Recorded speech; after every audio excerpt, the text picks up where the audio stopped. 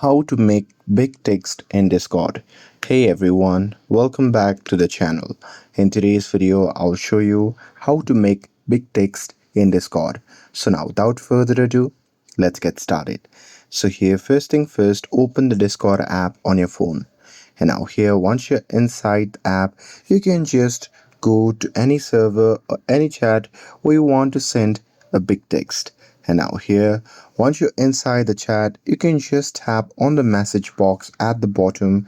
And now here, once you have tapped on the message box, what you can do is you can just type hashtag and give it a space. And now here, once you're done with it, you can just write the text that you want to make big on the channel or any chat. And now here, once you're done typing your message, you can just send it by tapping on the send icon just beside the text box. And now here, once you do that, it will send your message in a big letters. And that's it.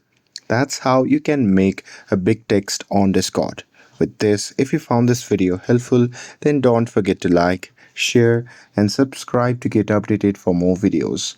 Thanks for watching, and I'll see you in the next video.